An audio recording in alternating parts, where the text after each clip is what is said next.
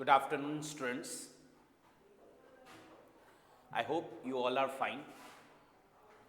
आज मैं Bihar civil code main test paper 5 का डिस्कशन करवाने जा रहा हूं, जिसमें आपका 10 एमसीक्यूज क्वेश्चन और 5 डिस्क्रिप्टिव अर्थात full form based question.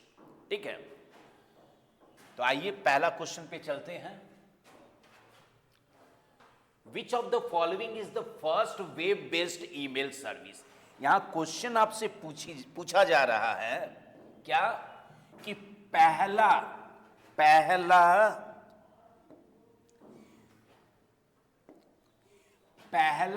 Web based email service कौन है, ये आपको पता करना था। याहू प्रोटॉन तो कुछ है नहीं, याहू हम लोग यूज करते हैं, हस कोई नहीं है। हॉटमेल, सबसे पहले जो ईमेल सर्विस आई वो थी आपकी हॉटमेल। सो हॉटमेल आपका पहला वेब बेस्ड ईमेल सर्विस था। ठीक है, चलिए अगला क्वेश्चन। 1 MB। अब यहां पे देखिए 1 MB में पूछा जा रहा है 1 MB में आपको कितना बाइट्स होता है। ठीक है, क्वेश्चन तो यही पूछा जा रहा है। ऑप्शंस में देख लीजिए, ऑप्शंस में यहां पे कोई यूनिट यहां मेंशन नहीं है, यानी कि बाइट में हमको कन्वर्ट करना है। तो ये जानते हैं कि 1 मेगाबाइट में कितना होता है, मेरा किलोबाइट कितना होता है। पहले इसको बनाइए। 1 मेगाबाइट में आपका 1024 होता है, मालूम है। क्वेश्चन बाइट में कह रहा है, यानी कि इस किलोबाइट को हमको किस में कन्वर्ट करना है, बाइट में करना है।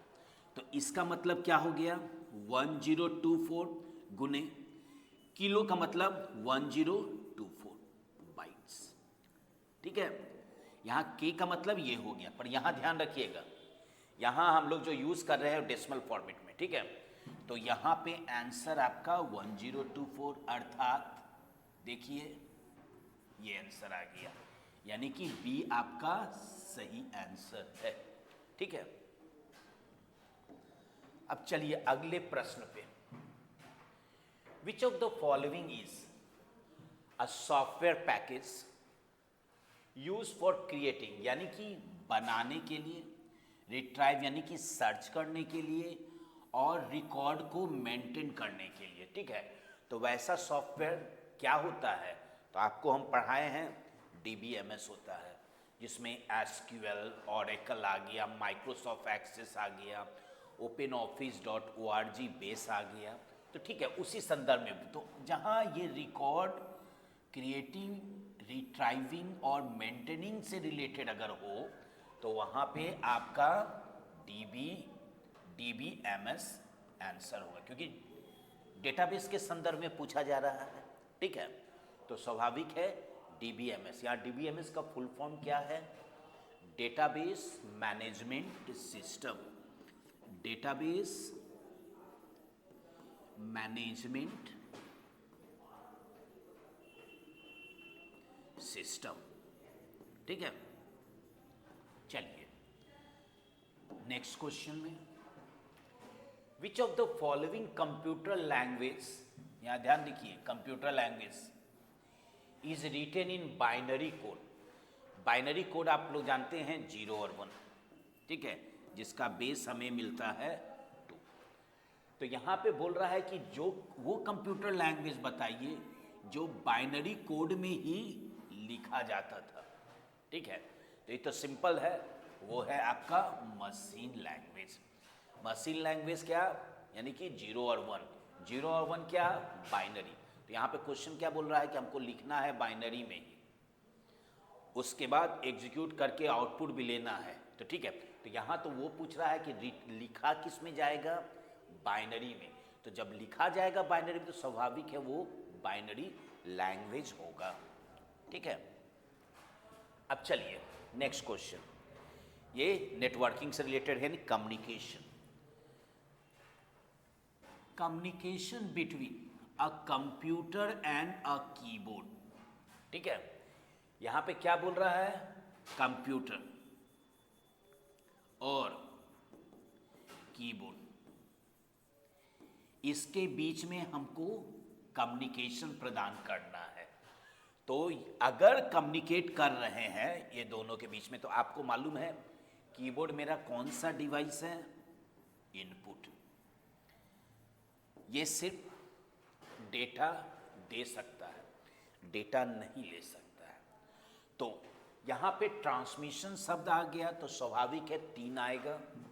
पहला आएगा सिंप्लेक्स आएगा, नेक्स्ट वन हाफ डुप्लेक्स आएगा, और नेक्स्ट वन आ गया आपका फुल डुप्लेक्स।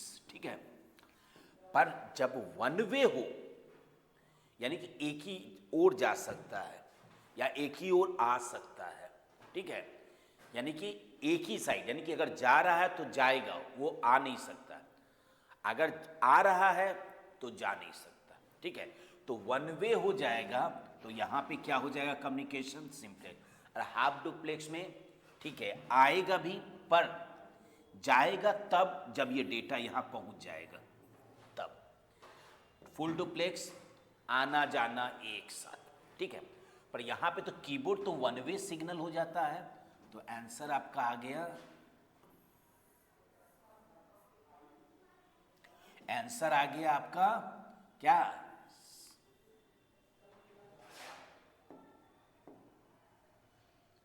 आंसर आपका आ गया हाफ, सॉरी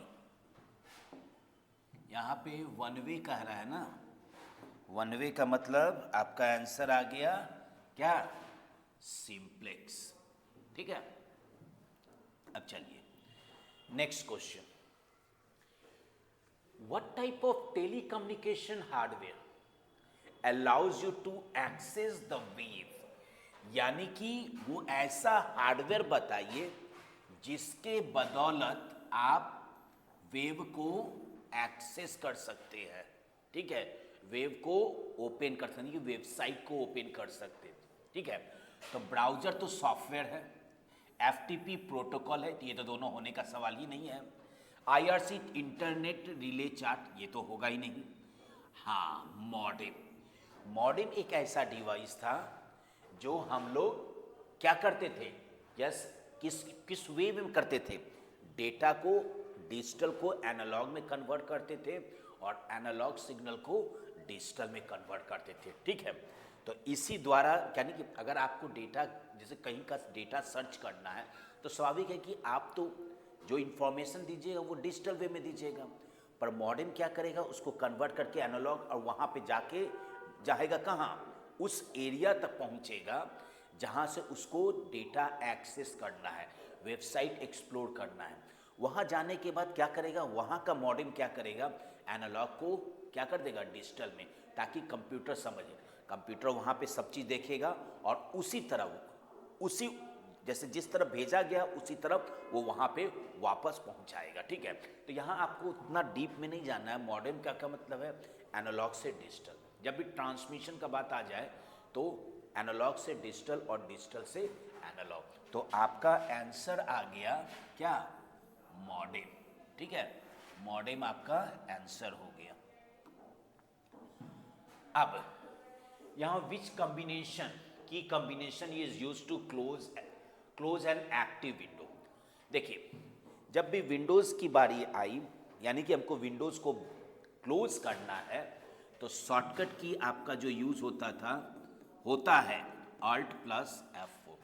अब यहाँ पे कंट्रोल एम आई, यहाँ पे कंट्रोल F1 का क्या हो गया, ये हाइड या अनहाइड करेगा किसका, रिबन बार को।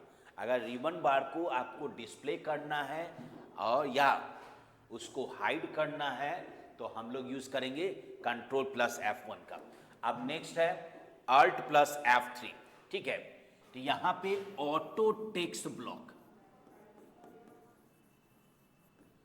इंसर्ट ऑटो टेक्स्ट ब्लॉक के लिए होता है।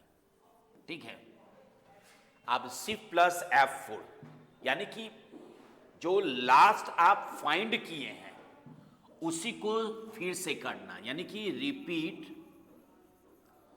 The last find action, repeat the last find action. ठीक है, तो यहां पे क्वेश्चन पूछा जा रहा है एक्टिव विंडो को क्लोज करना है तो Alt प्लस F4 का चुनाव करेंगे। Which among the following option does DBMS helps to achieve, यानी कि DBMS का मेन यहां पे समझिए एडवांटेजेस पूछा जा रहा है। ठीक है, तो डेटा इंडिपेंडेंसी एकदम सही है, मोर रिडंडेंसी नहीं, मोर रिडंडेंसी यानी कि डेटा को आप यानी सेम डेटा को डिफरेंट जगह रख सकते हैं नहीं। ठीक है, अगर सेम डेटा हर जगह रहने लगे तो हमको डेटाबेस का यूज क्या रह गया, कोई यूज नहीं रह गया। तो ठीक है, तो ये तो गलत हो गया। Centralize manner to control that, हाँ, जहां आपका डेटा सेंट्रलाइज हो गया, ठीक है, इसके द्वारा आप डेटा को एक्सेस कर सकते, तो ये तो है एडवांटेज, तो ये भी एडवांटेज है मेरा। ठीक है, तो यहां पे आंसर क्या आ जाएगा आपका, बोथ ए एंड सी आ जाएगा। ठीक है, तो इसको हम मिटा देते हैं। ठीक है, क्योंकि आपका आंसर आ रहा है, दोनों आ रहा है, ए भी सही बता रहा है और सी भी, तो यानी कि आंसर आपका डी हो गया। ठीक है, अब अगला क्वेश्चन देखिए, dash is a 8 wire connector.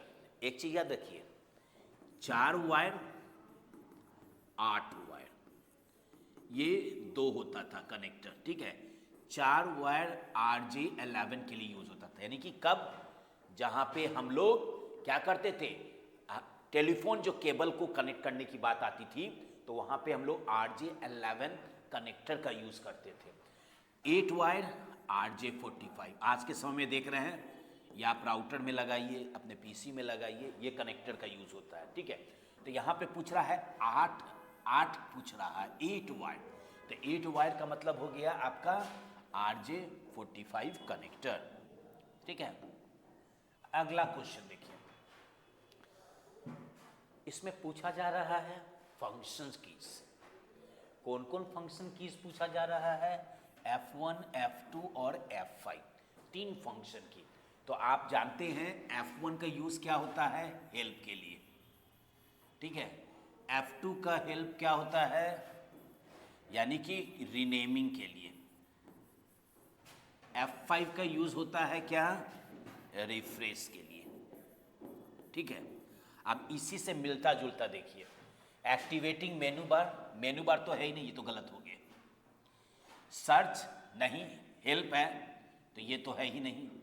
Activating help, ठीक है। रीनेमिंग सेलेक्टेड आइकन, ठीक है, रीनेम से है। रिफ्रेश, यानी कि आपका आंसर क्या हो गया, सी हो गया। अब चलिए यहां पे हम लोग फुल फॉर्म देखेंगे। ठीक है, 6 कॉम्प्लेक्स इंस्ट्रक्शन सेट कंप्यूटर। ठीक है, LCD देखिए, liquid crystal display, API application programming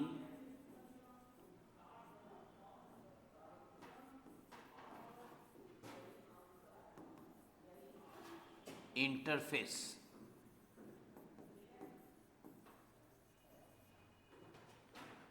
GIGO garbage इन, यानी कि एरर, अगर आप कुछ प्रोग्राम में ही एरर कर दे तो आउटपुट भी तो आपका एरर ही आएगा। तो गार्बेज इन, गार्बेज आउट। पैन क्या हो गया, पर्सनल एरिया नेटवर्क। ठीक है, यही आपका पांचों फुल फॉर्म है। तो I hope you have understood each and every question very nicely. आप लोग एक एक क्वेश्चन समझ गए हैं। ठीक है, तो आपको बहुत मदद मिलेगी। ठीक है, जहां आप गलती किए हैं वहां पे आप सुधार कर लीजिए। Thank you.